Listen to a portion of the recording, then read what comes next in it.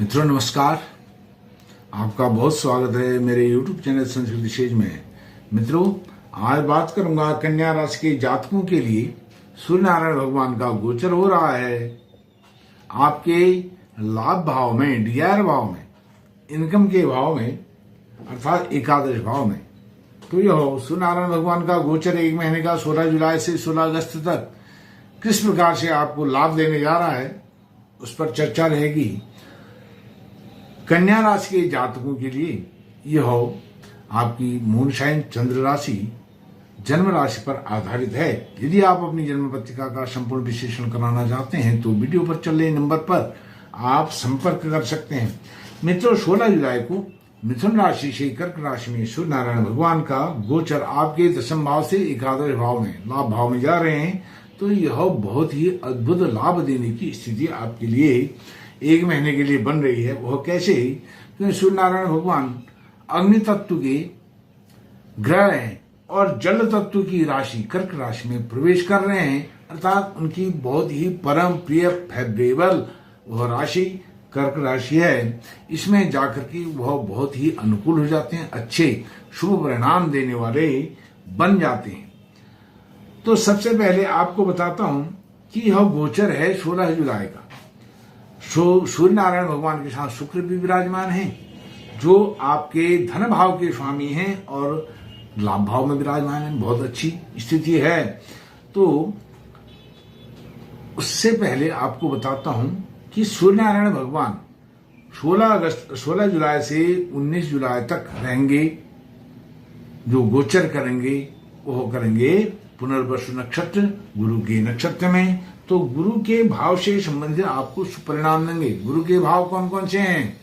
वह भाव हैं आपका चौथा भाव सुख संपत्ति ऐश्वर्य वैभव का भाव, माता जी का भाव और प्राइमरी एजुकेशन का भाव, साथ में भौतिक संसाधनों का भाव। इन जो बातें मैंने कही इन भावों से संबंधित इन चीजों का आपको लाभ देने जा रहे हैं। कौन? सूर्य नारायण भगवान। और सप्तम भाव आपके पति पत्नी के रिश्तों को मजबूती प्रदान करेंगे, पार्टनरशिप वाले कार्य को मजबूती प्रदान करेंगे, साथ में आपके दैनिक रोजगार जो है उनको मजबूती प्रदान करेंगे। और यदि आपके विवाह संबंध में कोई व्यवधान आ रहा है तो उसको भी यहाँ पर वह सूर्य नारायण भगवान दूर करने वाले हैं। और उनकी सप्तम दृष्टि, सूर्य नारायण भगवान की सप्तम दृष्टि आपकी उच्च शिक्षा भाव पर पड़ रही है। यदि आप उच्च शिक्षा क्षेत्र में जाने वाले छात्र हैं तो आपका सेमेस्टर इस बीच शुरू हो सकता है, आपका एडमिशन हो सकता है। आप मेडिकल के छात्र हैं तो आपकी पढ़ाई सुचारू रूप से चल सकती है और उसमें कोई व्यवधान आया था वह व्यवधान भी दूर होने वाले हैं। यदि आप इंजीनियरिंग क्षेत्र के हैं, कॉमर्स क्षेत्र के हैं तो इस आपके लिए भी बहुत सफलतादायक यह स्थिति है। क्योंकि सूर्य नारायण भगवान चेतना के कारक ग्रह हैं, आत्मा के कारक ग्रह हैं, पिता के कारक ग्रह हैं। तो पिताजी से संबंधित भी आपको लाभ होने वाले हैं। कोई मनमुटाव चल रहा था पिताजी के साथ, वह भी आपको लाभ मिलेगा। पंचम भाव से संबंधित यदि आप संतान सुख आपको नहीं मिल पा रहा था, संतान सुख मिलेगा। संतान सुख मिल गया था लेकिन संतान अच्छा नहीं कर रही है, उसके लिए भी अनुकूल स्थिति एक महीने के लिए बन रही है। संतान की जॉब लग सकती है, जॉब सर्च करें, जॉब मिल सकती है, जॉब पर है, ट्रांसफर हो सकता है अच्छी जगह, फिर से वह परिवर्तन कर सकते हैं। परिवर्तन का युग बन रहा है एक महीने के बीच में, 16 जुलाई से 16 अगस्त के बीच में। संतान अच्छा कर सकती है, आप भी अच्छा कर सकते हैं और सडन ऑफ बेनिफिट भी आपको मिल सकता है। अर्थात आप शेयर मार्केट से संबंधित या कोई इस तरह का कोई इन्वेस्टमेंट करना चाहते हैं जहां जल्दी पैसा लगा करके जल्दी लाभ प्राप्त हो सकता है, वो भी योग इस महीने आपके बनते हैं। गुरु के नक्षत्र के बाद सूर्य नारायण भगवान 19 जुलाई से 2 अगस्त तक शनि के नक्षत्र में पुष्य नक्षत्र में रहेंगे। तो शनि से संबंधित भाव यदि आपका 5 और 6ठा भाव, यह भाव आपको इस भाव से संबंधित और रिजल्ट देंगे। जहां उच्च शिक्षा का अच्छा रिजल्ट देंगे, जो मैंने पहले बताया वैसा ही रिजल्ट शनि भी यहाँ पर देंगे सूर्य नारायण भगवान के गोचर से। और छठे भाव में शनि विराजमान हो रहे हैं शत्रु भाव में, यह एक दृष्टि से तो अच्छी स्थिति कही जाती है। आपके रोग, ऋण, शत्रु, इनसे आपको बहुत लाभ मिलेगा। शत्रु नष्ट होंगे, ऋण समाप्त होगा, रोग नहीं होगा, क्योंकि सूर्य नारायण भगवान की दृष्टि उनके गोचर के कारण वहां पर उनका प्रभाव बन रहा है 19 जुलाई से 19 अगस्त तक। तो यह बहुत अनुकूल स्थिति आपके ऋण, रोग, शत्रुओं से मुक्ति का बन रहा है। अब सूर्य नारायण भगवान करेंगे 2 अगस्त से 16 अगस्त तक आपके बुध के नक्षत्र में। बुध जो हैं आपके कैरियर भाव के स्वामी हैं, कैरियर भाव, और साथ में आपके स्वयं कन्या राशि, कन्या राशि आपकी राशि और आपके दशम भाव के स्वामी होकर के वह विराजमान हो रहे हैं कुछ समय के लिए 11वें भाव में, और फिर वह आपके 12वें भाव में आएंगे। 12वें भाव में भी अर्थात सूर्य नारायण भगवान की राशि में बुध का बहुत अच्छा लाभ आपको मिलने वाला है। यदि आप यात्रा करना चाहते हैं, टूर, ट्रेवल और टूरिज्म इससे संबंधित कहीं यात्रा पर जाना चाहते हैं, तीर्थ यात्रा हो, धार्मिक यात्रा हो, कैसी भी यात्रा हो, वह यात्रा आपकी सफल रहने वाली है 12वें भाव में बुध के गोचर करने से। और 12वें भाव में गोचर और अधिक अच्छा हो जाएगा। आप जो थर्ड जेंडर होते हैं, जिनको किन्नर कहा जाता है, उनको भी कुछ दान दें, पैसा दें, कोई भी चीज आप जो आपसे हो सकता है वो करें, तो आपके लिए बहुत अच्छी स्थिति इस एक महीने में 16 जुलाई से 16 अगस्त तक बन रही है। अब इसके बाद जो बुध का गोचर, बुध के नक्षत्र में गोचर होगा, तो सूर्य नारायण भगवान का, उससे आप जॉब प्राप्त कर सकते हैं। जॉब में जो भी अप्रोच आप लगाएंगे, प्रोग्रेसिव अप्रोच, वह अप्रोच आपकी सफल होने वाली है, उसमें आपको बहुत सफलता मिलने वाली है। और साथ में क्योंकि लाभ भाव में उस भाव के स्वामी बुध हैं और वो 12वें भाव में जा रहे हैं आपकी राशि के स्वामी होकर के, यह भी आपके लिए बहुत अनुकूल स्थिति है। बहुत एक अनुकूल स्थिति है वह यह है, राहु की दृष्टि आपके लाभ भाव में पड़ रही है, बहुत लंबे समय से पड़ रही है, लेकिन वहां पर सूर्य नारायण भगवान जब आ गए हैं, सूर्य नारायण भगवान पर राहु की पंचम दृष्टि पड़ रही है लाभ भाव में। तो लाभ भाव को आप बहुत मेहनत कर रहे थे, बहुत जूझ रहे थे, बहुत परिश्रम पुरुषार्थ बहुत हो रहा था, लेकिन उसका आउटपुट बहुत कम मिल रहा था।